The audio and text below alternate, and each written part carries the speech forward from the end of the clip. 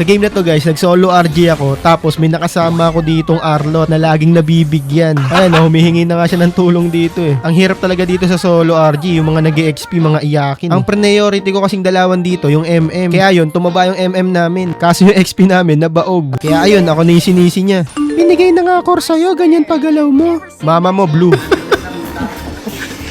Kaya ang nangyari sa early dito, kawawa talaga kami. Tapos roam pa namin, Natalia. Oh, ayan na naman, nabigyan na naman yung Arlot.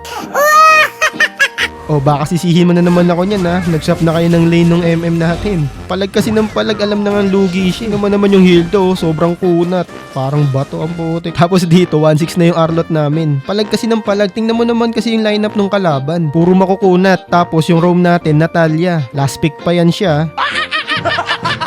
Ayun na naman ho sila oh. Palag ng palag, alam na nga lugi kami. Apat na yung kalaban dyan, tinalagan pa. Alam na nga magkakalog. Napakahirap na ito, tumataba yung ISS. Dami ba naman yung bodyguard eh.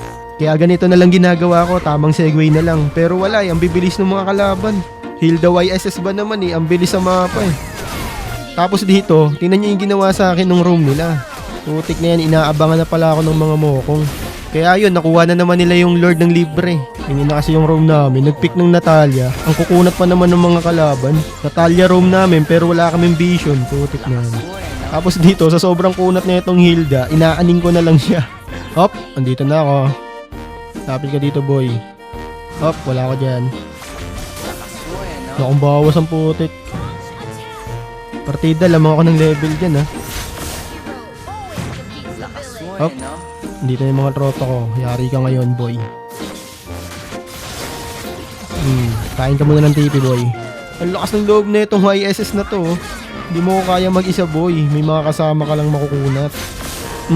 Deads.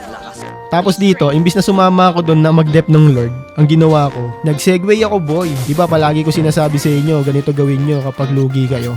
Tapos dito, ang ginawa ko, binay time ko yung mga kalaban. Habol lang habol sila sa akin dito. Hindi nila alam yung changin namin nandun sa top nagpo-push na. O di ba? Ganun na kasi yung play, basic ML. Ang tawag doon pre, macro. O di ba nanalo pa kami kahit buto yung Arlot tsaka yung roam namin. Ito yung nagpahirap sa laro na to eh. Itong Akay tsaka yung Hilde. Kaya panoorin nyo mamaya, edit ko lang kasi sinali nila ako sa 5-man.